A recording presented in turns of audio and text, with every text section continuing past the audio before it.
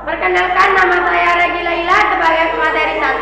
Perkenalkan, nama saya Masudul Janmah sebagai pemateri 2. Perkenalkan, nama saya Fitrodin Najija sebagai kuliah. Pemateri 1. Latar belakang. Genus permae berasal dari program permae.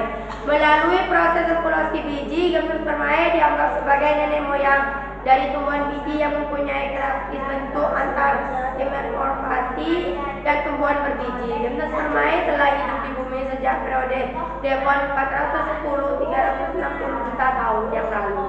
Sebelum era dinosaurus, pada saat itu genus permae banyak diwakili oleh kelompok yang sekarang sudah punah dan kini menjadi batu bara.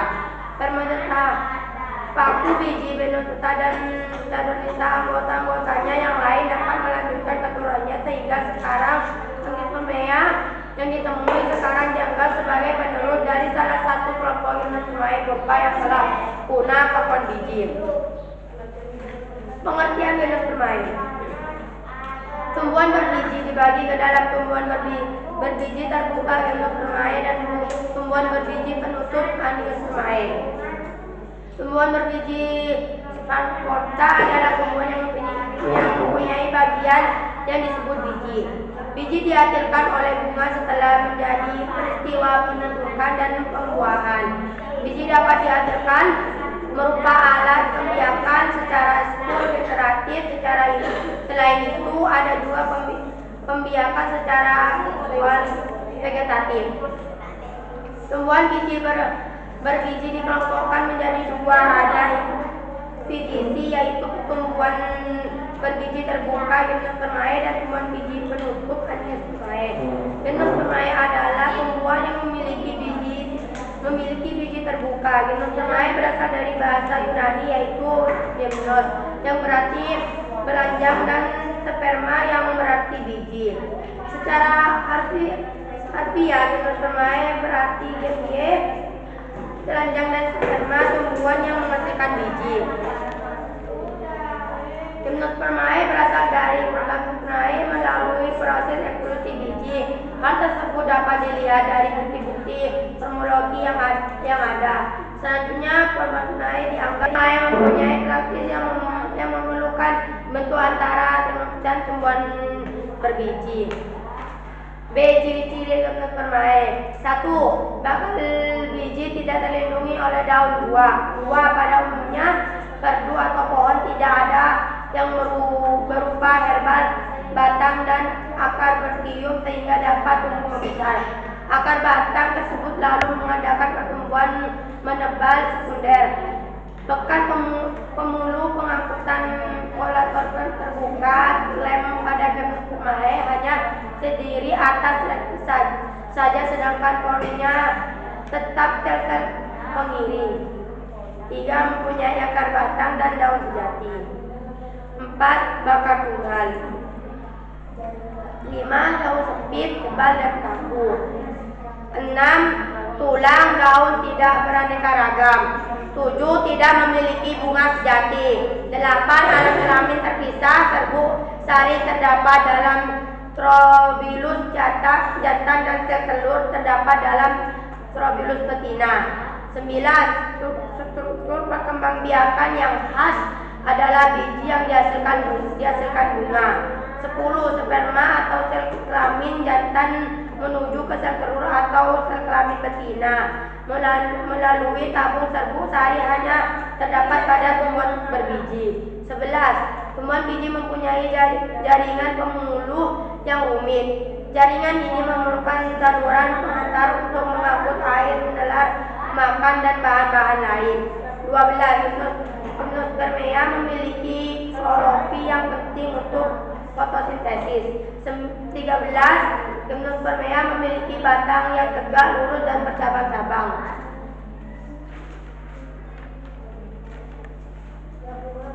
Pemateri 2. Reproduksi genus permae. Conus atau Strobilus adalah organ reproduksi pada genus permae. Tumbuhan berbiji terbuka tidak memiliki bunga. Sporofil membentuk strobilus jantan dan betina. Makrosporofil dan makrosporamium yang tampak menempel pada strobilus betina. Letak makrosporofil dan mesopofil terpisah.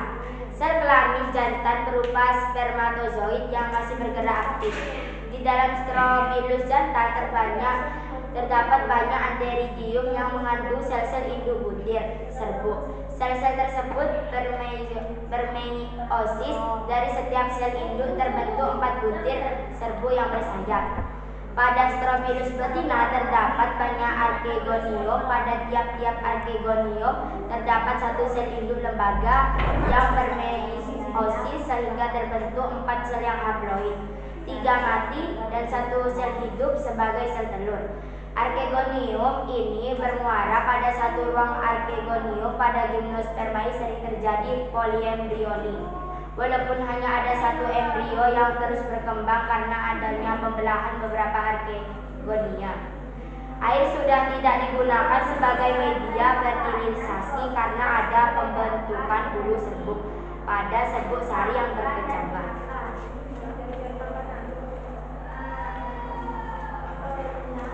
Empat divisi gimnospermae yang masih bertahan adalah 1. Gingophyta. Hanya 1 jenis yang masih bertahan.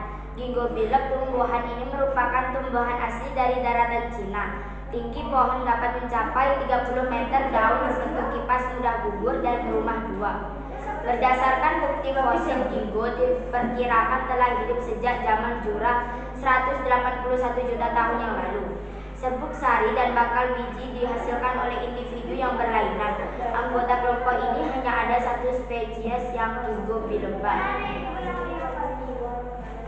Ciri khas tanaman ini adalah A. Mempunyai daun yang berbentuk seperti kapas dengan lebar 5-10 cm dan tinggi batang mencapai 30 meter. Selain itu, daunnya juga ada yang berbentuk mirip daun bambu kelompok suplir. B. Ketika musim penyerbukan tiba, tanaman ini mengeluarkan bau yang kurang sedap dan dijauhi oleh manusia. Habitus pohon tinggi lebih dari 1000 kaki. Daun berubah warna dan menggugurkan daunnya pada musim rontok. C. Daun mudah menggulung melebar bentuk kipas. Daun terbagi 2 simetris karena lembukan yang dalam mengalami perkembangan. 2. Cichadophyta. Ordo Cichadales, divisi Cichadophyta. Ordo ini dicirikan dengan bentuk dan susunan daun yang mirip dengan pohon palem. Batang tidak bercabang, akar serabut, dan ujung daun mudanya menggulung seperti daun tumbuhan paku muda. Alat kelamin jantan dan alat kelamin betina terdapat pada pohon yang berbeda. Pohon jantan mempunyai tongkol dengan kotak-kotak berisi serbuk sari. Pohon betina membentuk daun buah yang pipih yang pada lekukan tepi daun buah terdapat bakal biji. Adapun ciri-ciri umum dari ordo Cichadales adalah A. Berumah 2, artinya ada tanaman jantan yang menghasilkan strobilus jantan dan tanaman betina yang menghasilkan strobilus betina pada tanaman yang berbeda. Anggota ini menghasilkan strobilus yang besar, meskipun demikian rata-rata reproduksinya rendah dari 15-20 strobilus yang dihasilkan tumbuhan Cichas jantan. Hanya 1 atau 2 saja yang siap melepaskan serbuk sarinya. Strobilus jantan ini menghasilkan aroma yang membuat serangga tertarik untuk datang. Setelah datang, serangga tersebut akan memakan strobilus dan berkembang biak.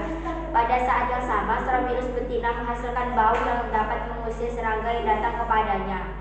Setelah beberapa waktu, strobilus betina menghasilkan aroma yang justru menarik serangga yang berhasil dari strobilus jantan, sambil membawa mikrospora dari strobilus jantan. Serangga tersebut menuju strobilus betina dan terjadilah polinasi. Ketiga, Coniferaphita merupakan tumbuhan runjung. Coniferalis artinya tumbuhan pembawa kerucut karena alat reproduksi jantan atau betina berupa strobilus.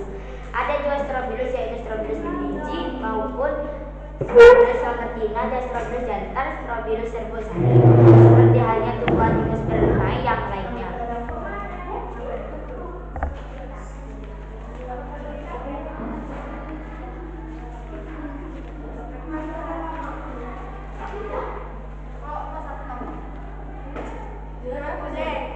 Kesimpulan, Gimnospermae adalah tumbuhan yang memiliki